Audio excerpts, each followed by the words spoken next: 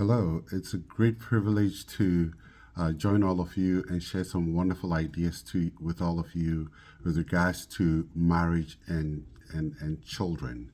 My name is Akwesi Opong. My wife and I are certified marriage mentors, and we work with a wide range of couples, those who are getting married and those who've been married for quite some time. And we help them unravel certain roadblocks or challenges they face from time to time. And one of the issues we come across quite often is married couples who tend to have a very unhealthy balance between their marriage and their children. And I'm talking about in terms of having young children, making sure that that balance is set right. And I want to go over a few things to talk about this. By the way, the name of our ministry is Enjoy Life with Your Spouse. You can visit us online at www.enjoylifewithyourspouse.com. We have a lot of resources there that can help your marriage thrive. So, one of the quotes that I typically tell couples is that build your home around your marriage, not around your children. I know it might sound very foreign to a lot of you, but think about it. As the Bible tells us that, you left, you will leave, the man leaves and cleaves to his wife. In the same way, your children will leave one day and go. And when they leave, your marriage has to keep thriving. We live in a time where couples spend so much time, invest so much into their children that when the children leave home, they have nothing left. Because as I usually put it, the relationship became an organization for raising children. So when the product or the service, which is the children, leave, there's nothing else left to be done. And having a good balance will ensure that we don't find ourselves in that situation. So I'm going to talk about a few things here. The key is that, being able to balance that role of parenthood and also being a couple, it's one that if we get right, it's really not only going to benefit us, but also going to benefit our children. So the first thing I want to talk about is let's prioritize our relationship. Listen, let your children know this will be age appropriate, depending on their age, but as they become older, maybe as they get to 5, 6, 7, up to 10, start letting them know that your relationship is very, very important. Because most too often, couples make their children feel, my relationship is not important. You can interrupt us at any time, or I can drop whatever I'm doing to attend to you, or I can not take care of myself or our relationship. When I say the relationship, I'm talking about the marriage between you and your spouse. Your children have to know that it's very, very important to you. And one way you show the importance is by having regular date nights, ensuring that you have a time set aside on a calendar where you and your husband or you and your wife spend time together.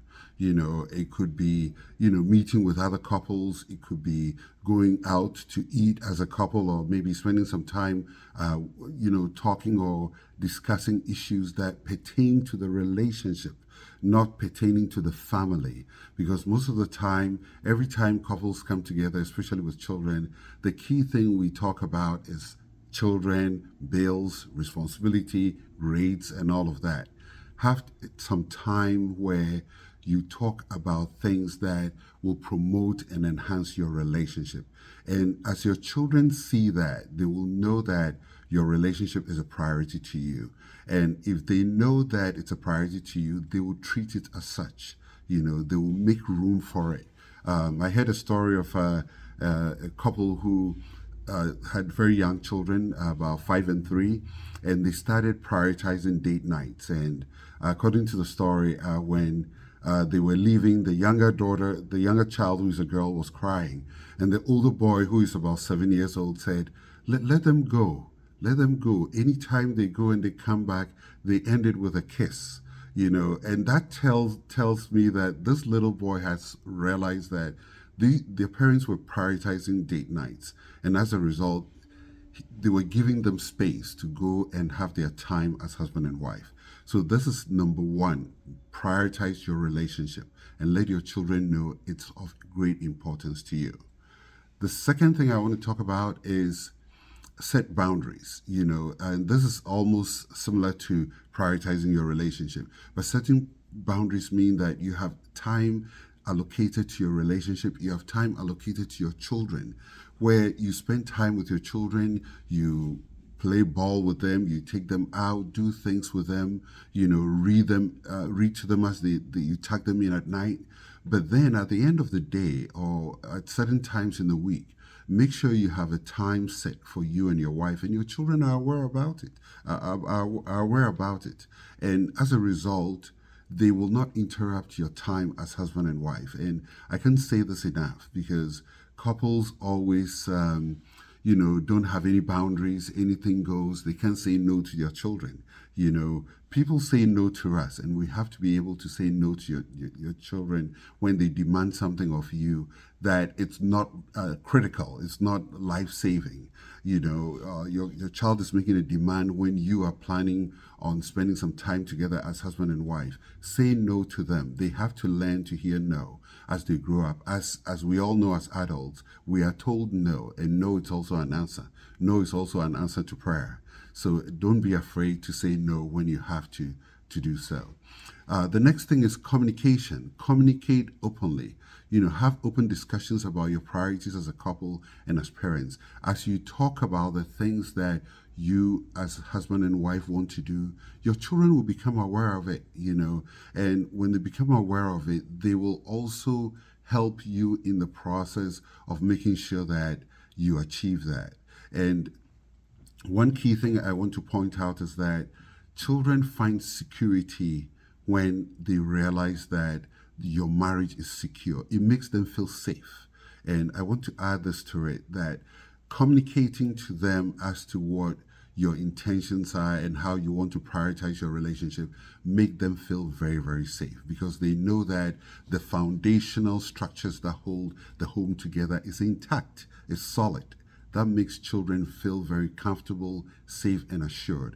And nothing could do that better than your children realizing that you are prioritizing your relationship, you're communicating about it, and you're spending time together as husband and wife. So let's make sure that we are making these things a priority. The other thing is shared responsibility. Sharing responsibility means that, as husband and wife, you share responsibilities, you help each other to run your home, help with, your jobs or your career and things like that. But one other area that I want to also talk about is that in running your home, make sure that you're getting your children involved. And please, this should be age appropriate. As your children grow up, they get to the age where they can do little things around the house. Assign them chores. You don't have to always do things. Let them start doing their own laundry as age appropriate, and make sure it's safe. I can't say that enough. But the key thing here is you don't want to find your children still in middle and high school and you're still doing their laundry for them. That time could be invested into your relationship. And needless to say, you're not also preparing them for life if you're still doing things for them and not allowing them to take responsibility and to do things to help around the house. So let your children help. I cannot say this enough. Let them help. That's how they're going to learn the skills of life and how to run a home and do things for themselves. The next is intimacy. Make sure that you are prioritizing your intimacy. I can say this where there are couples who still allow their children to sleep in their room even when they are 6, 7 years old. I think that does not help when it comes to intimacy. So as is age appropriate, I'm not saying put your infant in another room. That's not the point here. But as your children grow up, make sure you're preparing them to learn in some form of independence so that you are able to have time as couples for intimate moments. When our children were growing up, we made sure that our bedroom is not a playground. That's another thing. Make sure your bedroom is not a place your children can go and just throw things around, jump on the bed, and leave it a mess. Let them respect your bedroom. Let them know this is a place where mommy and daddy spend time together, they rest and they connect. And if you communicate that in how you treat your room, and also how both of you make it a priority, they will get the message very quickly. And I think they will also help you in the process of ensuring that you are having time for intimacy, connection, and also time to talk. So let's prioritize this as well. Now, the next thing that will help in this process also in making sure that your children are adding value to your marriage is ensuring that your children are independent. And it goes to the previous point I made about ensuring that you share responsibility. Uh, Ensuring that your children are independent means that you teach them to do things themselves. I already talked about laundry, cleaning, doing dishes. Help make sure that they are doing things to help. Now, in addition to that, make sure that they can take up activities too. If it's going having after school programs where they can enroll and take some responsibility in making sure that they're managing their own schedule. And again, this has to be age appropriate. As they get to middle and high school, make sure that they are responsible for their own schedule and activities.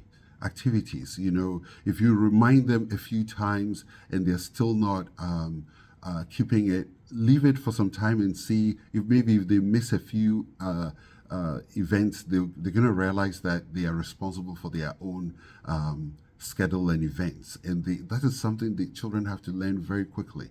And that again will free up some time for you and your husband, or you and your wife, to focus on your relationship. I cannot emphasize this enough. Your children get to a point where if they can get on a bus, to go places, let them get on a bus and go. In most places in the United States and around the world, children ride buses for free. And again, this has to be safe. You have to make sure that it's safe. If it's in your local town, you know where they are going. It's about 2 or 3 stops down the road, of course. And today, we have options like Uber. The child can call Uber if they are not at the age where they can drive, to go places, go see their friends, or go for events. And I'm not saying that this has to be on a daily occurrences. At certain times, you could introduce this because your children are growing up, and these are skills they have to learn to ensure that as they grow up, they'll be able to effectively live in our society and contribute, and also be responsible themselves. So make sure that they are learning to be independent, and you start by doing that by offering them little things to do. I remember when our children were little, there was a playground near us where I'll take them to play.